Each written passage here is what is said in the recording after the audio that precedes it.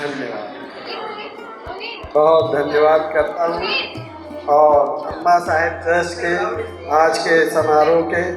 एक दूसरे मुख्य अतिथि श्री अशोक कुमार तिवारी जी को मैं संबोधन के लिए आमंत्रित कर रहा हूँ कि वो आएँ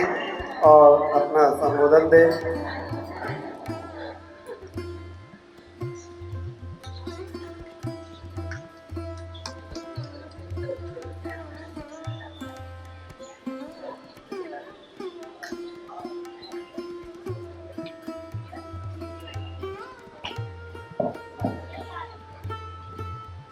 सादा संगीत महाविद्यालय के सभागार में आजीवन मासिक पेंशन वितरण एवं सादा संगीत महाविद्यालय की विवादित धुन को बचाने के लिए सभी धर्मों के मानवतावादी लोगों द्वारा आयोजित सामूहिक प्रार्थना सभा समारोह के मुख्य अतिथिगण श्री राम प्रकाश तिवारी जी एवं श्रीमती सारिका श्रीवास्तव जी,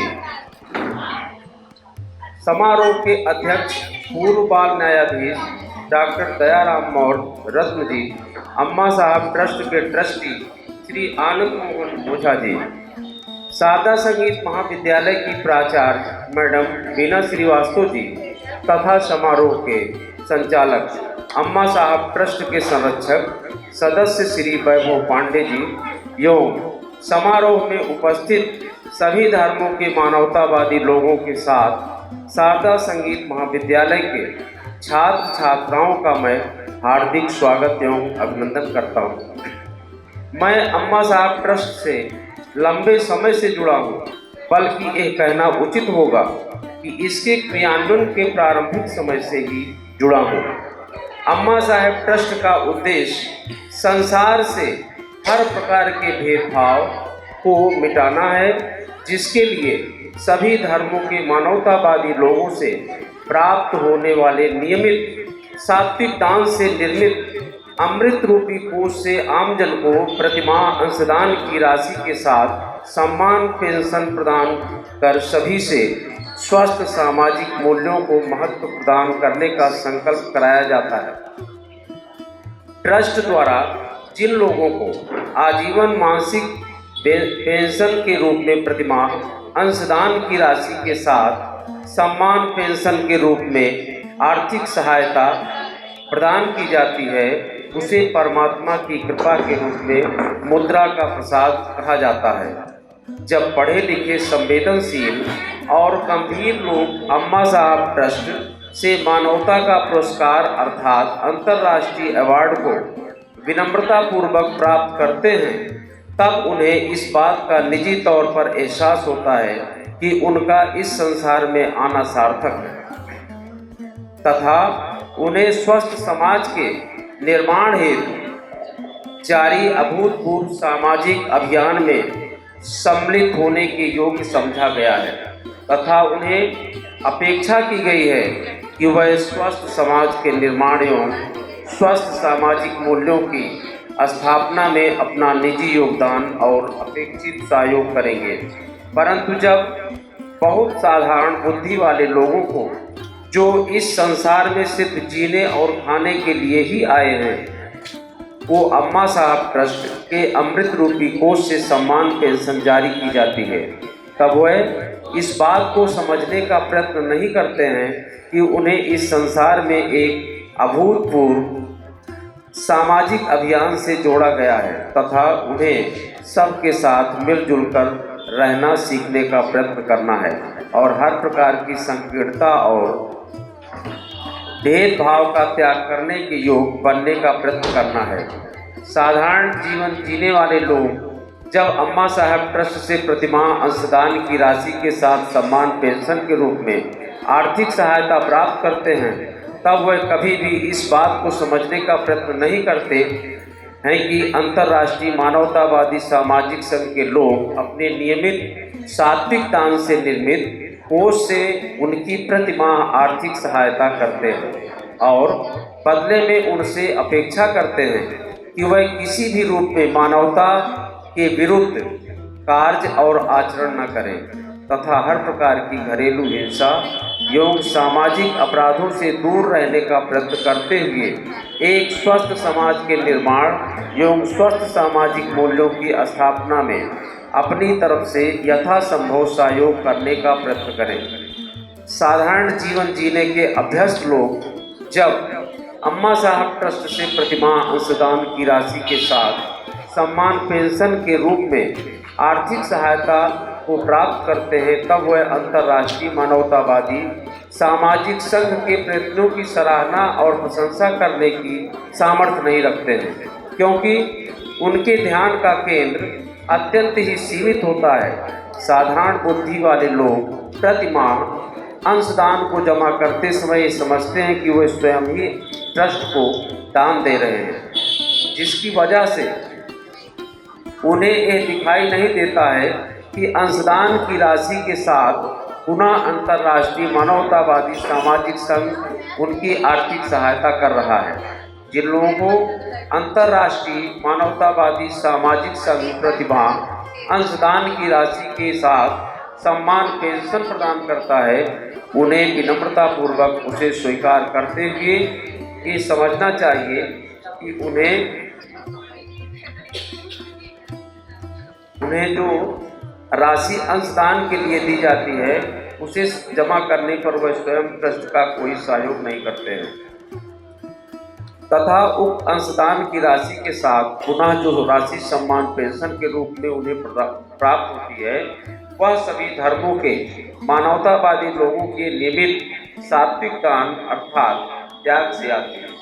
जो लोग अम्मा साहब ट्रस्ट विनम्रता पूर्वक प्रतिमाह अपनी आमदनी का एक हिस्सा नियमित सात्विक दान के रूप में प्रदान करते हैं, उनके योगदान से ट्रस्ट के कोष में धन आता है, तथा जो लोग प्रतिमाह उक्त कोष से अंशदान की राशि के साथ सम्मान पेंशन के रूप में आर्थिक सहायता को प्राप्त करते हैं, उनके जरिए उक्त कोष खाली होता है।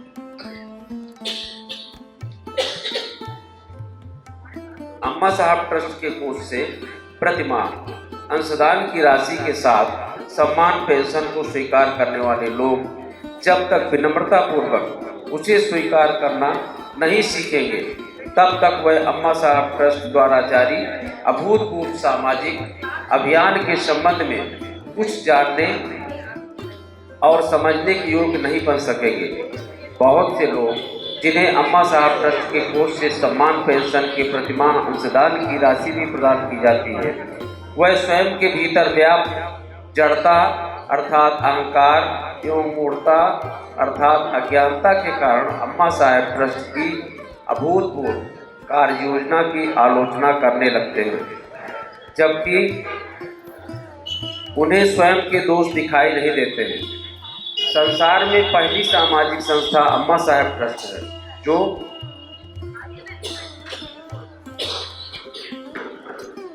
परमात्मा की कृपा के रूप में मुद्रा का प्रसाद देती है, जिसे समझना साधारण बुद्धि वाले लोगों के लिए संभव नहीं है। मैं निजी तौर पर ये मानता हूँ कि स्वस्थ समाज का निर्माण किसी व्यक्ति की जिम्मेदारी नहीं है, बल्कि इस संसार में आने वाले प्रत्येक मानवतावादी व्यक्ति का परम कर्तव्य है। जो लोग मानवतावादी हैं वह लगातार अम्मा साहब ट्रस्ट से जुड़ते जा रहे हैं तथा अभूतपूर्व मानवतावादी सामाजिक अभियान को गति एवं प्रगति प्रदान करने के लिए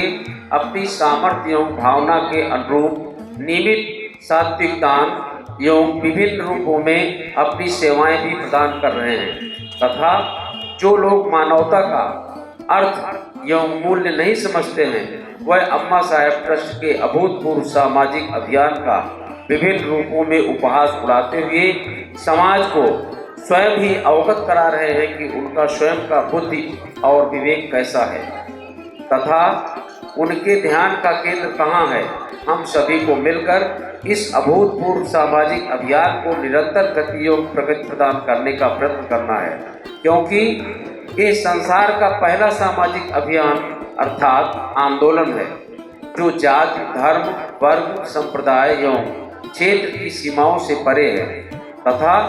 ये संपूर्ण संसार को स्वयं में समाहित कर सकने की सामर्थ्य रखता है।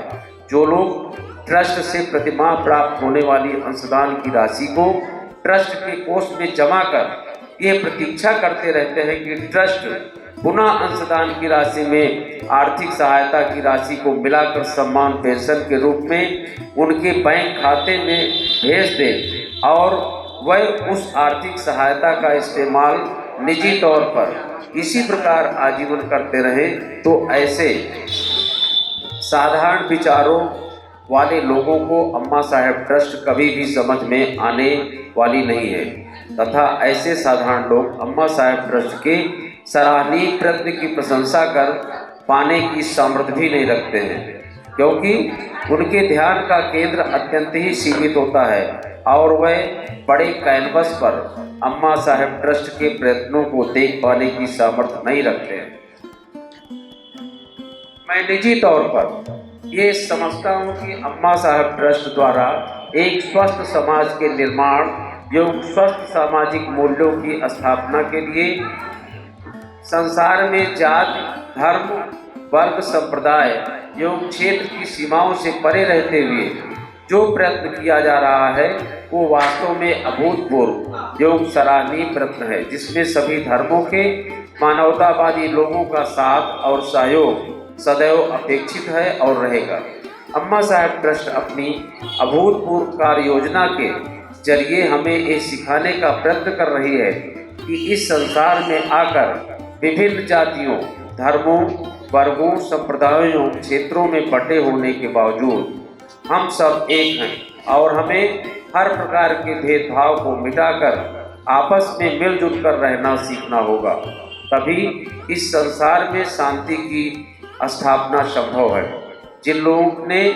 संस्था शारदा संगीत महाविद्यालय की भूमि के विरुद्ध लंबे समय में गहरी साजिश की है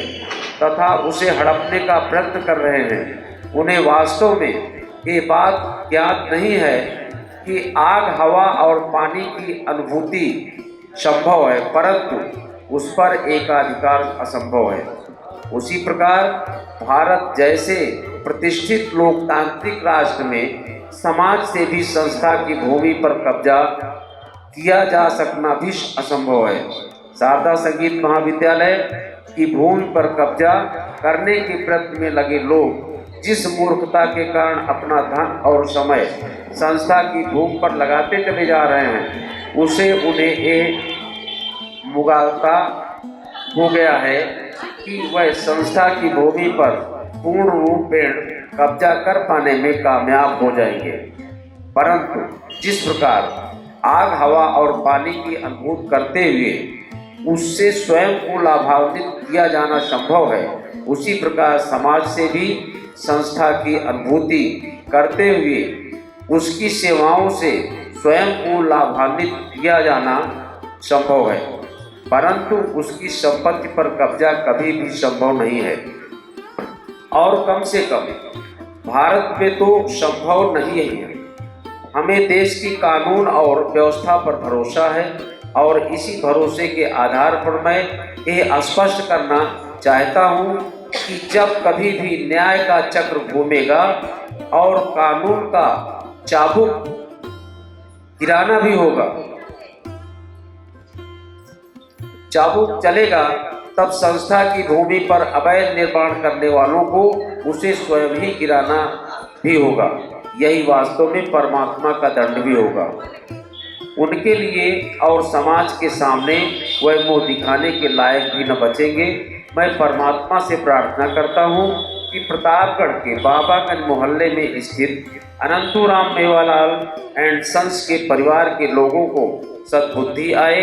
और वह समाज विरोधी कार्यों से दूर रहने की सामर्थ्य को प्राप्त करने के योग्य बने। Thank you.